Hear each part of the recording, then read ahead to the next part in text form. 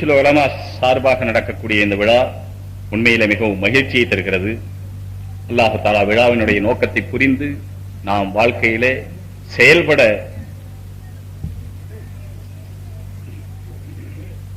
நல்லதொரு ஆக்கத்தையும் ஊக்கத்தையும் அல்லாஹ் தஆலா நமக்கு தருவானாக. எனக்கு முன்னே பேசிய அதே போல பிறகு பேச இருக்கிற இரண்டு ஆராய்ச்சியாளர்களுக்கு மத்தியிலே அவர்களுக்கு இடையிலே நான் உங்களுக்கு இடைஞ்சலாக இருக்க விரும்பவில்லை. இந்த மஜ்லிஸினுடைய பரக்கத்தை அடைந்து கொள்வதற்காகத்தான் நான் வந்திருக்கிறேன். சுருக்கமாக சில வார்த்தைகளை உங்களுக்கு முன்னாலே வைத்துவிட்டு அது செயல்பட துஆ செய்து நான் முடிக்கிறேன். பெரியவர்களே, நண்பர்களே, தாய்மார்களே, சகோதரிகளே, இந்த உலகத்திலே எதற்காக பிறந்திருக்கிறோம்? நாம் எதற்காக இருக்கிறோம்? நாம் இருக்கத்தான் வேண்டுமா? இல்லை, நாம் இல்லாவிட்டால் இந்த உலகத்திலே என்ன நடந்துவிடும்? நான் என்னை கேட்கிறேன். நான் இல்லாவிட்டால், அதாவது நான் இறந்து விட்டால் என்ன நடக்கும்? ஒன்றுமே நடக்காத சகோதரர்களே. சூரியன் உதிக்கிற நேரத்தில் உதிக்கும், அஸ்தமாகிற நேரத்தில் அஸ்தமாகும். கேட்டவர்கள் அவர் மௌத்தாகி விட்டார் என்று கேட்டால் கேட்கத்தான் போகிறோம்.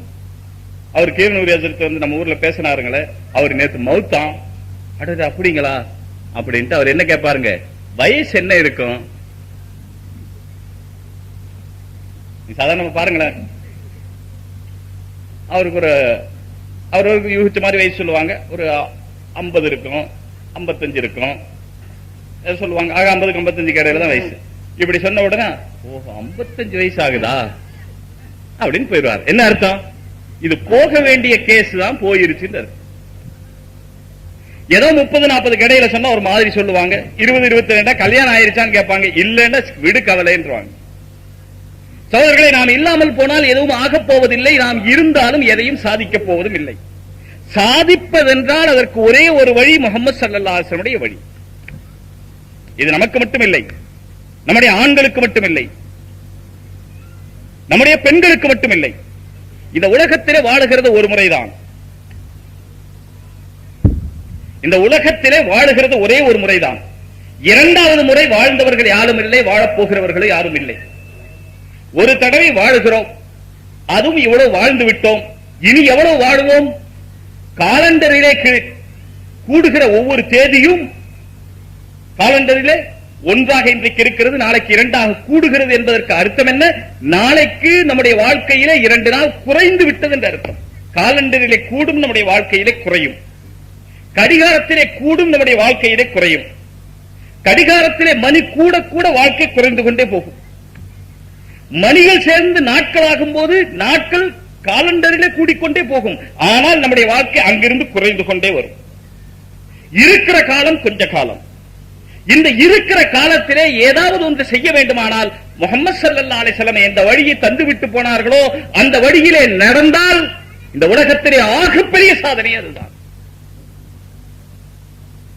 அல்லாஹ்வுடைய அடிமையாக இருந்து, முஹம்மது ஸல்லல்லாஹு அலைஹி வஸல்லம் உம்மத்தியாக இருந்து, அவர்கள் காண்பித்த வழியிலே அணுவும் பிறழாமல் ஒரு மனிதன் நடப்பானையானால் அது குடும்ப சாதனை மட்டுமில்லை, ஊர் சாதனை மட்டுமில்லை, உலக சாதனை மட்டுமில்லை.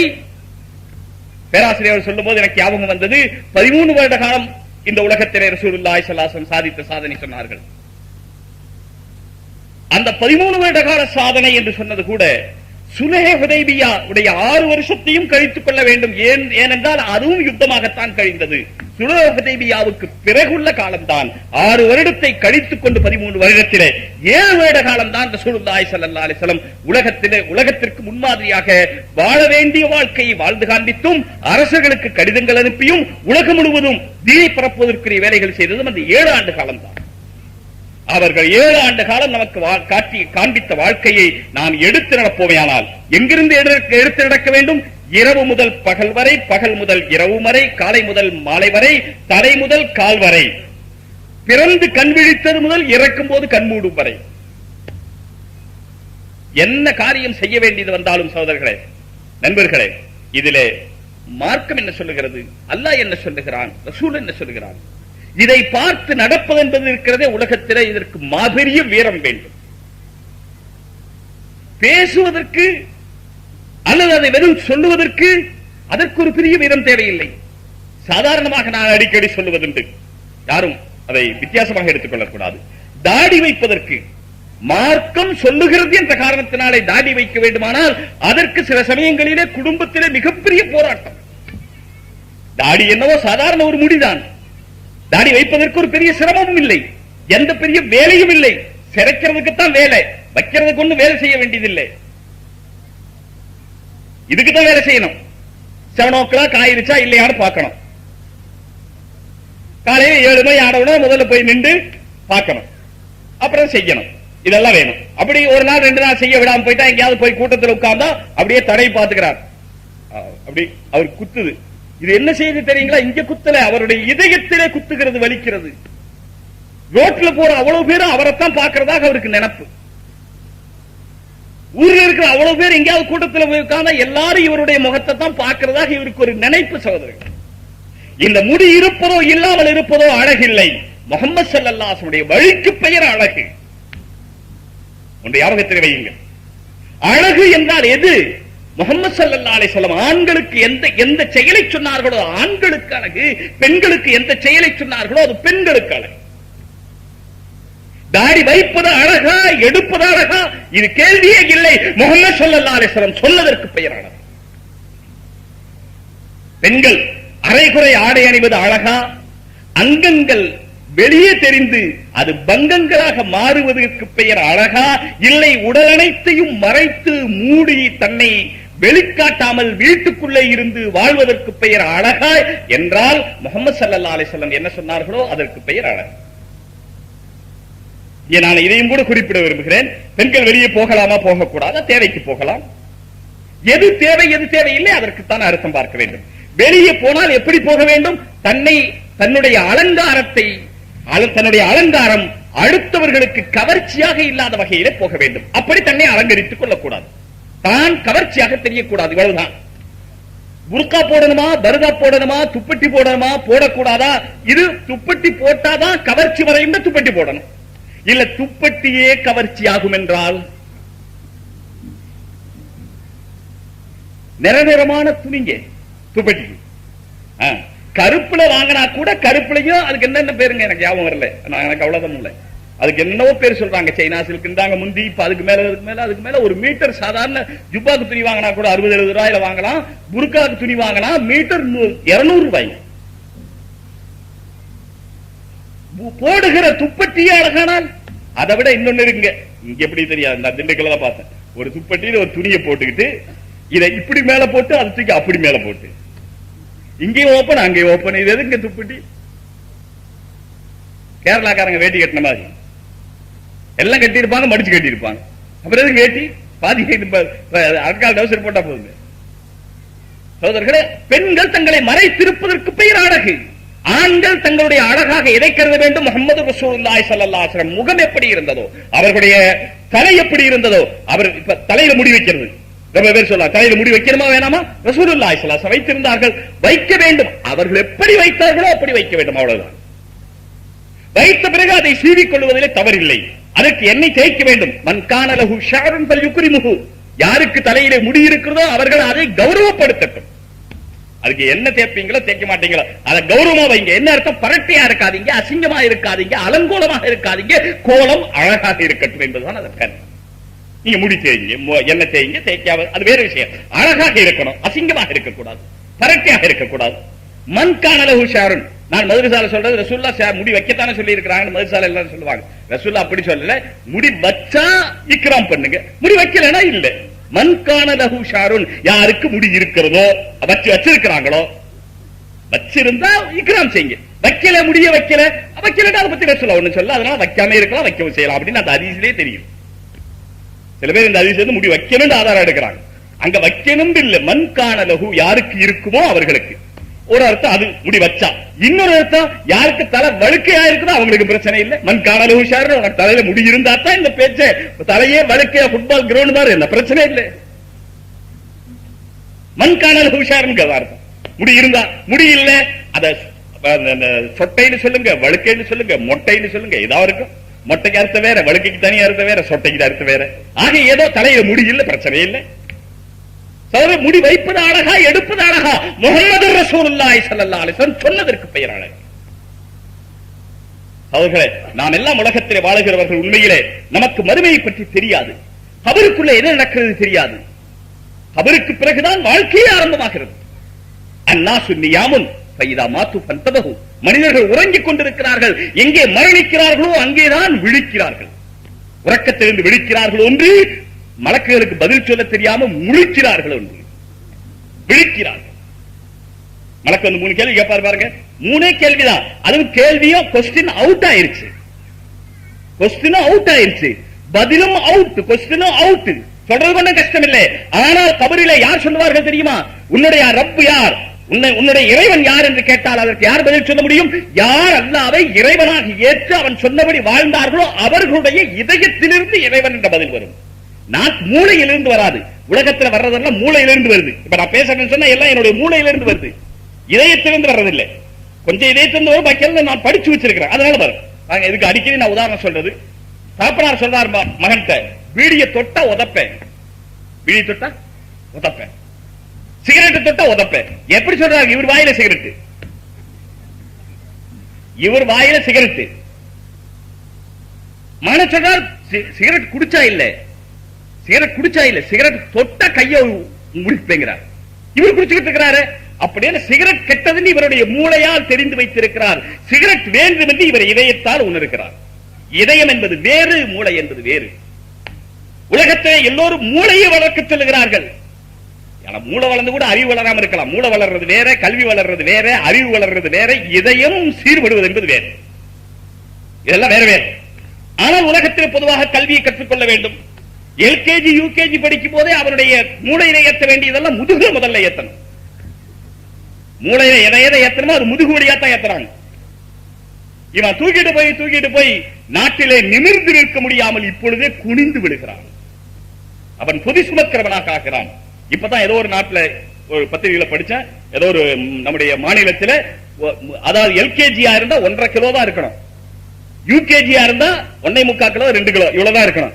அதுக்கு மேல புஸ்தகத்துக்கு கிலோ கணக்கு கொடுக்க வேண்டியது இருக்கு. ஆனா அந்த 1 கிலோ 1.5 கிலோவுக்குள்ள என்ன இருக்குன்னு அது பார்க்கணும். அது உண்மையான அறிவு இருக்கிறதா இல்லையா? சகோதரர்களே, உண்மையான அறிவு என்பது இருக்கிறதே, அது மூளைக்கு வந்து இதயத்திலே ஒரு ஈர்ப்பையும் ஒரு லயிப்பையும் ஒரு கவர்ச்சியையும் அது உண்டாக்குவையானால், அந்த இதயத்தை செயல்பட தூண்டுவானால் அதற்கு பெயர் கல்வி. இல்லையானால் அதற்கு பெயர் பெயர் என்னவோ கல்வியாக இருக்கலாம், ஆனால் வாழ்க்கைக்கு உதவுகிற கல்வியாக இருக்காது. அதனாலதான் ரசூலுல்லாஹ் துஆ செய்யும் போது, அல்லாஹும்ம இன்னி அஸ்அலுக இல்மன் நாஃபியன், பலன் தருகிற கல்வி எனக்கு கொடு. அல்லாஹும்ம இன்னி அஸ்அலுக இன்னி அஊது பிக்க மின் இல்மின் லா யன்ஃபா, பலன் தராத கல்வியை விட்டு பாதுகாத்துக்கொள்.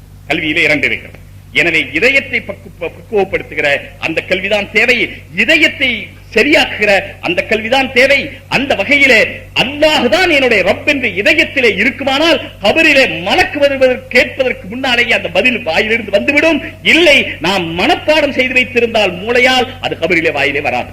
ஆனால் இந்த கபரிலே என்ன நடக்கும், பிறகு மைஷார் மைதானத்திலே என்ன நடக்கும், சிராத்துல் முஸ்தகீமிலே என்ன நடக்கும், மீசான் என்ற தராசிலே என்ன நடக்கும், அல்லாஹ்வுக்கு முன்னாலே கேள்வி கணக்கின் போது என்ன நடக்கும், இதுவெல்லாம் இந்த உலகத்திலே யாருக்குமே சொல்ல தெரியாத சகோதரர்களே.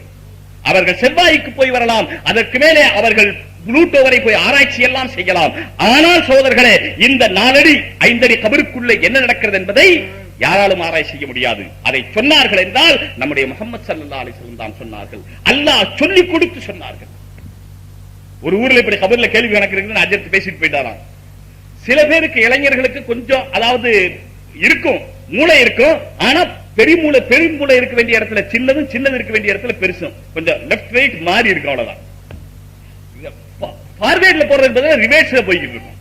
மூளையெல்லாம் நல்ல வேலை செய்யுது. இன்னைக்கு நிறைய பேரை பாக்குற இளைஞர்களை நிறைய கருத்துக்கள்லாம் சொல்றாங்க. நேற்று ஒருத்தர் சொல்லிக்கிட்டு இருந்தாரு, நான் ஒரு பள்ளிவாசலுக்கு போனேன்.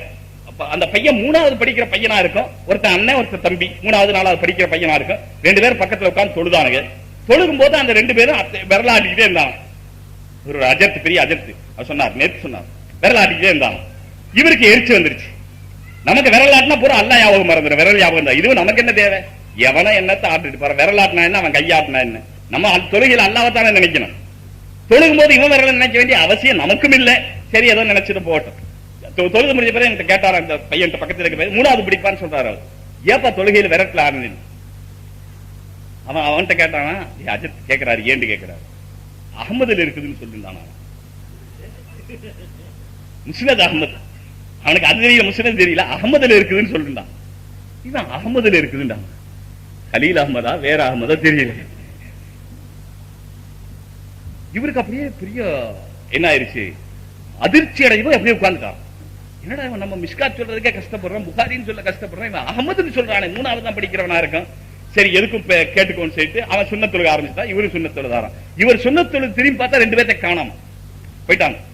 எதுக்கு சொல்ல வரேன்னா, இந்த சின்ன பையனுக்கு கூட இவ்வளவு வேலை செய்து முஸ்னத் அகமதுல இந்த ரிவாயத் இருக்குன்னு சொல்ற அளவுக்கு வேலை செய்து, ஆனால் வேலை ரிவேர்ஸா போ. அவ்வளவுதான். மூளை எல்லாம் இருக்கு. மூளை இருக்கிறது வேற, அது ஒழுங்கா வேலை செய்யறது வேற.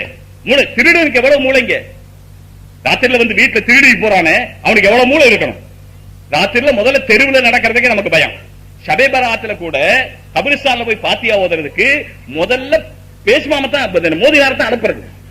அதாவது அடிக்குதா இல்லையான்னு பாக்குறதுக்கு. அதுக்கப்புறம் பேசுமாம் போனா முதல்ல அவர் போட்டு மோதினாரு, அப்புறம் பேசுமாமு. இதுக்கெல்லாம் பாதுகாப்பா செக்ரட்டரி மத்தவல்லி எல்லாம் கூட போகணும். அதுக்கு பின்னால்தான் ஊர் ஜனங்கள் வருவாங்க. இந்த 4 பேர் தப்பிச்சா உள்ள போய் பாத்தியா ஓதுறது, இல்லாட்டா அப்படி திரும்பி இந்த முடிவோட தான் போறாங்க. நமக்கு ராத்திரில நடக்கவே பயம். அவர் ராத்திரில துணிஞ்சு வந்து நம்ம வீட்டுக்கு மேல ஏறி கதவை திறந்து உள்ள வந்து நாம படுத்திருக்கிற பெட்ரூம்ல ஒரு திருடன் பேட்டி எடுத்திருக்கிறான். அவன் பேட்டியில சொல்றான், நிறைய விஷயம் தேவையில்லது, ஆனால் அவன் சொல்றான், அதாவது ஒரு வீட்டுக்குள்ள போயிட்டால், ஒரு ரூமுக்குள்ள நுழைஞ்சிட்டால் பீரோ சாவி வேணும். பீரோ சாவி வேணும் இல்லையா? பீரோ சாவி வேணும். எப்படி திறக்கிறது பீரோவை? பீரோ சாவி வேணும். பீரோ சாவி எங்க இருக்கும்? பீரோ மேல இருக்கும், இல்ல தலையணைக்கு அடியில் இருக்கும். சில வீட்டுல மெத்தைக்கு அடி இருக்கான் சொல்றான். நீங்க யோசிச்சு பாருங்க, நம்ம எங்க வைப்போம் பீரோ சாவிய? அங்கதான் வைப்போம். அவனுக்கு நம்மளை விட நல்லா தெரியும் பீரோ சாவி எங்க இருக்கு. இல்லாட்டா அவன் திருட்டு தொழிலுக்கு வந்திருக்க முடியாது. என்ன ஒரு தைரியம் இருந்தா நாம பக்கத்துல உள்ள படுத்திருக்க நம்ம பெட்டுக்கடி இருந்து சாவி எடுத்துட்டு போய் அந்த பீரோவை திறந்து அதுல என்னெல்லாம் இருக்குன்னு அவன் எல்லாம் கணக்கு பார்த்து தனக்கு வேண்டியதை எடுத்துக்கிட்டு வேண்டாத விட்டு போறான்னு சொன்னா அவனுக்கு எவ்வளவு மூளை வேலை செய்யணும் சகோதரர்களே. அமெரிக்காவில் கொஞ்ச நாளைக்கு முன்னால ஏதோ மூளை கண்காட்சி நடந்துச்சா. ஒரு பெரிய கொள்ளைக்காரனுடைய மூளை 1.25 கிலோ இருந்துச்சான். சாதாரண மூளை 3/4 கிலோ 1 கிலோ அவ்வளவுதான் இருக்கும். நமக்கு அது என்ன இருக்குன்னு தெரியாது, சாதாரண அவ்வளவுதான் இருக்கும். ஆனா அந்த கொள்ளைக்காரனுடைய மூளை 1770 கிராம் இருந்ததாக ரொம்ப நாளைக்கு முன்னால் நான் படிச்சேன். கொள்ளைக்காரனுக்கு தான் மூளை அதிகமா இருக்கும், திருடனுக்கு மூளை அதிகமா இருக்கும், ரவுடிக்கு மூளை அதிகமா இருக்கும். இல்லைங்கிறது இல்லை, மூளை அதிகமாக இருப்பது என்பது அந்த மூளை அல்லாஹ்வுக்கு தாபியாக இருப்பது, அல்லாஹ் சொன்னதை பின்பற்றி நடக்கக்கூடியதாக இருப்பது, முஹம்மது ஸல்லல்லாஹு அலைஹி வஸல்லம் சொன்னதை செய்ய வேண்டும் என்பதற்காக மூளையை பிரயோகிக்கக்கூடிய தைரியசாலியாக, வீரனாக, பலசாலியாக இருப்பதற்கு பெயர் தான் வாழ்க்கை சகோதரர். எனவே ரசூலுல்லாஹி ஸல்லல்லாஹு அலைஹி வஸல்லம் அவர்கள் அல்லாஹ் சொல்லிக் கொடுத்த இந்த உலகத்தை நமக்கு சொன்னார்கள், ஆகிரத்திலே இதுவெல்லாம் நடக்கும் என்று. இந்த உலகத்திலே எல்லா ஆராய்ச்சியும் செய்யலாம். அட்லாண்டிக் மகாசமுத்திரத்துக்கு அடியிலே போகலாம், பசிபிக் மகாசமுத்திரத்துடைய வயிற்றிலே என்ன இருக்கிறது என்பதை ஆராய்ச்சி செய்யலாம். ஆனால் கபருக்குள்ளே என்ன நடக்கிறது என்பதை முத்தான முஹம்மது ஸல்லல்லாஹு அலைஹி வஸல்லம் அவர்களை தவிர வேறு யாராலும் இந்த உலகத்தை சொல்ல முடியாது. 2 மலக்குகள் வருகிறார்கள், கேள்வி கேட்கிறார்கள். சகோதரர்களே, இதற்குள்ள தயாரிப்பு அவர்கள் சொன்னார்கள் என்பதை முதலில் புரிந்து கொள்ள வேண்டும். அவர்கள் சொன்னதைத்தான் கேட்க வேண்டும். சொன்னால் தான் அதற்கு பெயர், அது சொன்னதை கேட்டு நடந்தால் அதற்கு பெயர் தான் அறிவு, அதற்கு பெயர் தான் வீரம். இல்லையானால் மனிதனுக்கு எந்த விதமான மரியாதையும் கிடையாது. உலகத்திலே இழப்பு, பேரிழப்பு தான் உலகத்திலே நடந்து கொண்டிருக்கும் என்று அதுதான் நடந்து கொண்டிருக்கும். ஏனென்றால் அவர்கள், உதாரணம் என்று சொல்ல விரும்புகிறேன், நாம் உண்மையான வாழ்க்கை ஆகிரத்துடைய வாழ்க்கை. இந்த உலக வாழ்க்கை உண்மையான வாழ்க்கை இல்லை, ஆகிரத்துடைய வாழ்க்கைக்கு தயாரிப்பு. தாய்மார்களே, ஆகிரத்துடைய வாழ்க்கைக்கு தயாரிப்பு. இந்த தயாரிப்பு செய்து கொண்டு ஆகிரத்துடைய வாழ்க்கை தான் வாழ்க்கை. அந்த வாழ்க்கையில என்னென்ன நடக்கும் என்பதை பற்றி நமக்கு ஏதாவது தெரியுமா? நாம் அந்த விஷயத்திலே ஜீரோ. கபரில வைக்கப்பட்டதற்கு பிறகு எல்லாம் ஒரு பாத்தியா ஓதுனா முடிஞ்சு போயிடும். 3 பாத்தியா இருக்கு, எங்க ஊர்ல 4 பாத்தியா இருக்கு. ஒண்ணு கபரிலே ஓதிட்டு வந்துருவாங்க. இதோட என்ன அர்த்தம்? 1/4 பங்கு கழுவியாச்சு, கை கழுவியாச்சு. வெளியே பள்ளிவாசலுக்கு வெளியே ஒரு பாத்தியா, பாதி கழுவியாச்சு. வீட்டுல போய் நின்று ஒரு பாத்தியா, முக்காவாசி கழுவியாச்சு. அங்க உட்கார்ந்து ஒரு பாத்தியா ஓதிட்டு அஸ்ஸலாமு அலைக்கும் போங்க, உங்களுக்கு நமக்கு சம்பந்தம் இல்ல, இதோட அவர் முடிஞ்சு போச்சு. இன்னைக்கு விட்டா எப்ப நினைப்போம்? 3வது நாள். 3வது நாள் விட்டா எப்ப நினைப்போம்? 7வது நாள். 3 3 + 1 4. அந்த 3 4 3 7. 7 விட்டா அங்க 40 தான் பல ஊர்ல. இது கடையில் நினைக்கிறதே இல்ல, எல்லாம் போயிடுவாங்க. 40 விட்டா அடுத்த வருஷம். அதுவும் முதல் 2-3 வருஷத்துக்கு வீட்டுக்காரருக்கு யாவும் இருக்கும். சில ஊர்ல அடுத்தடுத்த வருஷத்துக்கு அஜத்துக்கு யாவும் இருக்கும். அது போய் சொல்லிட்டு வருவாரு, நாளைக்கு உங்க அத்தாவுக்கு பாத்தியா இருக்குது. அப்படிங்களா? அப்போ சரி வந்துடுறீங்களா? காலையில 10 மணிக்கு வந்துருங்க. Right, okay. வீட்டுக்காரருக்கு யாருமே இருக்காது. இப்ப சொல்லுங்க, உங்க ராதாவுக்கு பாத்தியா ஓதுறாங்களா? உங்க ராதாவுக்கு பாத்தியா? அத்தாவுக்கே ஓத மாட்டாங்க. சரி, வீட்டுல 2 வருஷத்துக்கு பிறகு 4 வருஷத்துக்கு பிறகு ராதாவுக்கு எங்க ஓதுறது? ராதா மௌத்தாகலையா? அவருக்கு பாத்தியா தேவையில்லையா? இல்ல சகோதரர்கள், அதெல்லாம் முடிஞ்சு போச்சு. கபர்ல வச்சதோட கால்வாசி கழுவிட்டாங்க. வெளியே வந்தா அரைவாசி கழுவிட்டாங்க. வீட்டுக்கு வந்தா வீட்டு வாசல்ல முக்கவாசி கழுவிட்டாங்க. வீட்டுக்குள்ள வந்தா பூரா முடிஞ்சு போச்சு. அவ்வளவுதான் நம்முடைய வாழ்க்கை. ஆகவே நாம் அந்த விஷயத்திலே 0 சைபர். ஒரு சைபர் கூட இன்னொரு சைபர் போட்டோம், என்ன மரியாதை? 2 சைபருக்கு என்னங்க மரியாதை? இன்னொரு சைபர் போடுங்க, இன்னொரு சைபர் போடுங்க, 10 சைபர் போடுங்க, என்ன மரியாதை வரும்? டைம் வேஸ்ட், இடம் waste, my waste, ink waste. ஆனால் அந்த 10 சைபருக்கு முன்னாலே ஒரு 1 போட்டுட்டால் சைபருக்கெல்லாம் மரியாதை வந்துடும். நாம் எல்லாம் சைபர், முஹம்மது ரசூலுல்லாஹ் தான் 1. அவர்களோடு நாம் இணைந்து கொண்டால் இந்த 0க்களுக்கு மதிப்பு வரும். இல்லையானால் கடைசி ஒரு சைபர் அல்ல, 200 கோடி முஸ்லிம்கள் உலகத்தில் இருந்தாலும் சரி, 300 கோடி இருந்தாலும் சரி, அது 300 கோடி சைபர். அந்த சைபருக்கு முன்னாலே முஹம்மது ஸல்லல்லாஹு அலைஹி வஸல்லம் என்ற ஒருவர் இருப்பார்களே, ஆனால் இந்த 300 கோடிக்கு மதிப்பு இருக்கிறது. இல்லையானால் 300 கோடியும் 300 சைபர் தான், ஒன்றுமில்லை சகோதரர்களே. எனவே வாழ்க்கை வாழ வேண்டுமானால் முஹம்மது ஸல்லல்லாஹு அலைஹி வஸல்லம் சொன்னபடி, வாழ்க்கை இருக்க வேண்டுமானால் முஹம்மது ஸல்லல்லாஹு அலைஹி வஸல்லம் சொன்னபடி, வாழ்க்கையிலே நடக்க வேண்டுமானால் முஹம்மது ஸல்லல்லாஹு அலைஹி வஸல்லம் சொன்னபடி. இல்லை என்றால் என்ன ஆகும் தெரியுமா? என்ன ஆகிக்கொண்டிருக்கிறது? நிறைய சம்பாதிக்கணும், சரி, வீடு கட்டணும், சரி, எல்லாம் பர்னிச்சர் வாங்கணும். வீடு கட்டின பிறகு கடன் வாங்குறதே பர்னிச்சருக்கு தான் முக்காவாசி. வீடு கட்டின பிறகு, பெரிய வீடு கட்டினா அதுக்கு பிறகுதான் பெரிய செலவெல்லாம் வரும். எவ்வளவு பெரிய வீடோ அவ்வளவு பெரிய செலவு அதுக்கு பின்னால் தொடர்ந்து கொண்டே இருக்கும். அந்த வீட்டினுடைய பாதுகாப்புக்கும் பெரிய முயற்சிகள் தேவைப்பட்டுக் கொண்டே இருக்கும். இப்ப இவர் என்ன செய்யறாருங்க? 40 வயசுக்கு பிறகு அல்லது 30 வயசுக்கு பிறகு வீடு கட்ட ஆரம்பிச்சு மெதுவா கட்டி 50 வயசுல முடிச்சாலும் இந்த புருஷன் பஞ்சாதியோட தகராறு முடிஞ்சிருக்காது. நான் சொன்னேங்கல்ல, அங்க கதை வைக்க சொல்லி வீட்டுல நுழையும் போதெல்லாம் மகராசி சொன்னோம். நான் சொன்னேன்ல, நான் கதை வைக்க சொல்லி உன்ட்ட சொன்னேன்ல, அட விடு அத, சரி விட்டா. அடுத்த நேரம் தொழுதுட்டு வந்த உடனே நான் சொன்னேன்ல, கதை வைக்க சொல்லி சொன்னேன்ல. என்ன சேர்த்து உங்களுக்கு எப்படி தெரியும்? நீங்க கட்டின வீட்டுல தெரியுமான்னு கேட்காதீங்க. எல்லா வீட்டுக்கு வாசப்படிதானே. வாழ்க்கை பூரா இது நடந்துகிட்டே இருக்கும். அதற்கு கஷ்டப்பட்டு மறுபடியும் அதை அலங்கரிக்க முயற்சி செய்து கொண்டே இருக்கிறார், கஷ்டப்பட்டுக் கொண்டே இருக்கிறார். இரவு பகலாக சம்பாதித்த பணத்தை எல்லாம் போட்டுவிட்டு, கடனும் வாங்கி போட்டுவிட்டு, தன்னுடைய கேபிட்டலில் இருந்து கூட போட்டுவிட்டு சம்பாதிக்க முடியாமல் திணறி வாழ்க்கையில கஷ்டப்பட்டுக் கொண்டே இருக்கிறார். 50 வயசாச்சு இன்னும் கஷ்டப்படுறார், 60 வயசாச்சு இன்னும் கஷ்டப்படுறார். வெயில்ல, குளிரில, மழையில, சாப்பாடு நேரத்துக்கு சாப்பாடு இன்னும் கஷ்டப்பட்டுக் கொண்டே இருக்கிறார். எந்த நினைப்புல? நான் இப்படி எல்லாம் கஷ்டப்பட்டா சுகமா இருப்பேங்கிற நினைப்புல சுகமா, அந்த சுகமா இருப்பேங்கிற சுகம் தான் கிடைக்குமே தவிர சுகமா இருக்க போறது இல்லை. நான் சுகமா இருப்பேன் நினைக்கிற சுகம் வேண்டாம் கிடைக்கும். இந்த உலகத்துல எல்லாருக்கும் அதான் கிடைச்சிட்டு இருக்குது. நான் சுகமா இருப்பேன் எப்போ? அதுக்குள்ள மூத்து வந்துடும். நான் சுகமா இருப்பேன். கடையில போய் காலையில என்னங்க, சில ஊர்ல பாக்குறோம்ல, சில கடைகளுக்கு மூடியே இல்லை, ஷட்டரே இல்லை, கதனே இல்லை, 24 hours ஒர்க்கிங் ஹவர்ஸ் தான். இவரும் காலையில 6 மணிக்கு போங்க, அப்பதான் ஃபஜ்ர் தொழுக போறோம், பால் சூடா இருக்குது, டீ சாப்பிட்டு போலாம். அப்ப அவர் எத்தனை மணிக்கு பால் வாங்கி இருப்பாரு? சரி, எத்தனை மணி வரைக்கும் கடை இருக்கும்? நைட் 10 o'clock வரைக்கும் இருக்கும். நீ எப்ப வேண்டாலும் வாங்க. காலையில 6 மணி 5 மணிக்கு ஆரம்பிச்சவர் ராத்திரி 10 மணி வரைக்கும். எப்பதான் போய் தூங்குவாரு, எப்ப போய் சாப்பிடுறாரு தெரியாது. ஆனால் இவ்வளவு கஷ்டப்படுறாரு. எந்த நினைப்பில? நான் சுகமாக இருப்பேன் என்ற நினைப்பில சுகம் இருக்குமே தவிர உண்மையில உலகத்துல யாரும் சுகமா இருக்கவே முயற்சி பண்றது இல்ல. எல்லாம் போட்டு வச்சுட்டு வீட்டை கட்டிட்டு வீட்டுக்கு வாட்ச்மேனா இவர் இருப்பார். வீட்டை கட்டிட்டு எல்லாம் யோசிச்சு பாருங்க. நான் சும்மா விளையாட்ட சொல்லல, எல்லாம் நிறைய இடங்கள்ல பார்த்து தெரிஞ்சு அனுபவிச்சு நான் சொல்றேன். வீட்டை கட்டிட்டு அந்த வீட்டுக்கு நம்ம வாட்ச்மேன் சகோதரர்களே தேவையில்லை. சகோதரர்களே, உலகத்திலே இருக்கிற காலத்திலே சுகமாக இருக்க வேண்டுமானால் நான் சொல்லவில்லை, அல்லாஹ் சொல்லுகிறான். அல்லாஹ் நன்றாக கேட்டுக் கொள்ளுங்கள். யார்? சித்தையங்கோட்டை மக்கள் மட்டுமல்ல, இந்த சித்திரேவு மக்கள் மட்டுமல்ல, இந்த சிறு உலகத்திலே இருக்கிற அவ்வளவு பேரும் கேட்டுக் கொள்ளுங்கள். வந்தவர்கள் அத்தனை பேரும், வந்திருக்கிறவர்கள் அத்தனை பேரும், வரப்போகிற அத்தனை பேரும் உலகமே காது திறந்து கேட்டுக்கொள். அலா என்ற வார்த்தை சாதாரணமானது இல்லை. அதிலும் குர்ஆனிலே சொல்லப்பட்ட வார்த்தை லவ்ஹ மஹ்பூஸில் இருந்து வந்தது, கியாமத் வரை இருக்கக்கூடியது. லவ்ஹ மஹ்பூஸில் இருந்து வந்தது, கியாமத் வரை இருக்கக்கூடியது. உலகத்திலே யார் வந்தாலும் சரி, எந்த மேதாவி வந்தாலும் சரி, எந்த விஞ்ஞானி வந்தாலும் சரி, எந்த விஞ்ஞானி வந்தாலும் சரி, யார் உலகத்திலே வந்து கொண்டே இருக்கட்டும், குர்ஆன் சொன்னதுதான். அது மறுபரிசீலனைக்குரியதல்ல, அது மறு தீர்ப்புக்குரியதல்ல. ஒரு தீர்ப்பு தான், ஒரே தீர்ப்பு தான், மாறாத தீர்ப்பு. அதற்கு எந்த கோர்ட்டும் கிடையாது அப்பீல் செய்வதற்கு. எந்த இடத்துக்கும் போய் அது மாற முடியாது. குர்ஆன் சொன்னது உண்மை, அதுதான் உண்மை, அதுவே உண்மை. அதற்கு மாறான அத்தனையும் பொய். அப்படிப்பட்ட உண்மை. எனவே அல்லாஹ் சொல்லுகிறான், அலா நன்றாக காது திறந்து கேட்டுக்கொள்ளுங்கள். நான் முடிக்க போறேன். நன்றாக காது திறந்து கேட்டுக்கொள்ளுங்கள். பிதிக்ரில்லாஹி, அல்லாஹ்வுடைய திக்ரை கொண்டுதான்.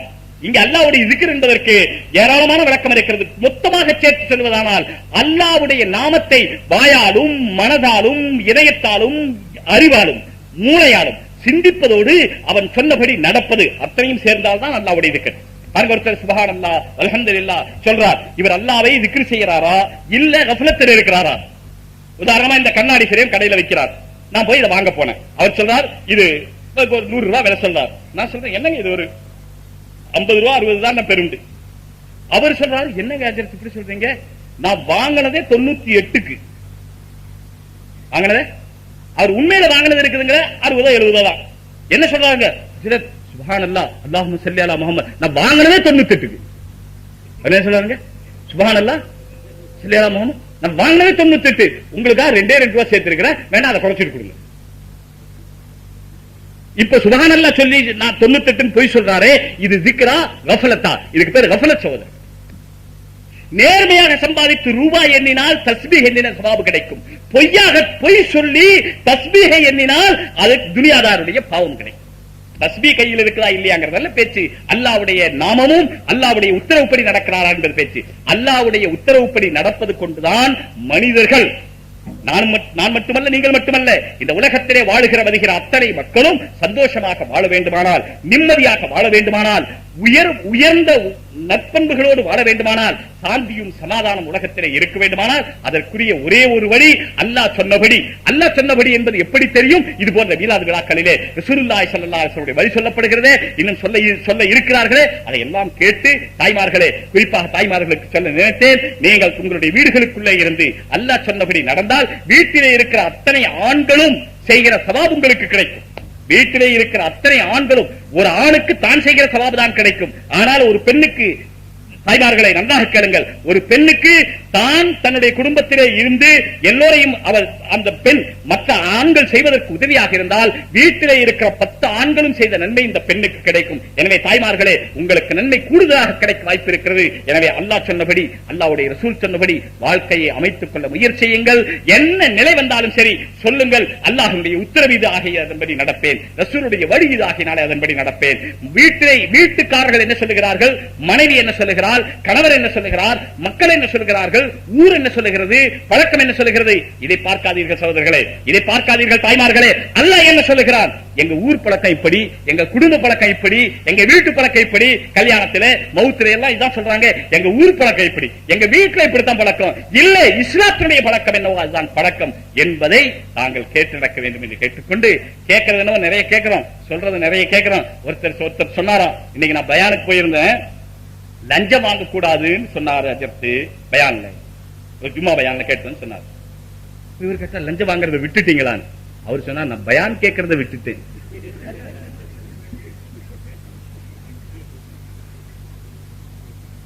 இந்த உலகத்திலே இதுதான் நடக்கிற சகோதரர்களை. ஜும்மாவுல பாருங்க, ஜனங்க வர்ற நேரத்தை பாருங்க, அப்படியே முன்கூட்டி வந்தால் தூங்குறத பாருங்க,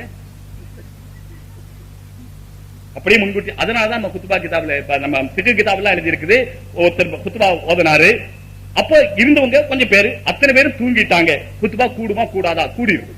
ஏன்னா அது ஃபிக்ஹ் கிதாப் எழுதினவருக்கு தெரியும் இவங்க தூங்குவாங்க. அதனாலதான் இந்த மசாலா எழுதி இருக்கு. இல்லன்னா பகல்ல 12:45 1:15 1:30 தூங்கி விட்டால்ங்கிற கேள்வி என்ன? கிதாப்ல எழுதி இருக்கு. எல்லாரும் தூங்கிட்டாங்க. எல்லாரும் குத்துபா கூடுமா கூடாதா? யாருமே கேட்கலையே குத்துபாவை. கூடிவிடும். இவர் ஓதனா சரி, இவருக்கு கூடிவிடும். மாதம் முடிந்தால் கிடைக்க வேண்டியது கிடைத்துவிடும். அல்லாஹ் ஜல்லஷானஹு தஆலா நான் நினைவிலே நிற்க வேண்டும் என்பதற்காக இந்த விஷயங்களை சொன்னேன். உண்மையிலே வீரத்தோடு தீரத்தோடு வாழ வேண்டுமானால் மனதை தைரியப்படுத்துங்கள். நான் எல்லா நிலையிலும் பள்ளிவாசலுக்கு சென்றாலும் சரி, பார்பர் ஷாப்புக்கு சென்றாலும் சரி, கடை வீதிக்கு சென்றாலும் சரி, காபத்துல்லாவுக்கு சென்றாலும் சரி, என் வழி முஹம்மது ஸல்லல்லாஹு அலைஹி வஸல்லம் வழி, அல்லாஹ் தன் வழி. உறுதி எடுத்துக் கொள்ளுங்கள். அல்லாஹ் ஜல்லஷானஹு தஆலா எனக்கும் உங்களுக்கும் உலக மக்கள் அனைவருக்கும் தௌஃபீக் தருவானாக. வாஹிர் தாவானா.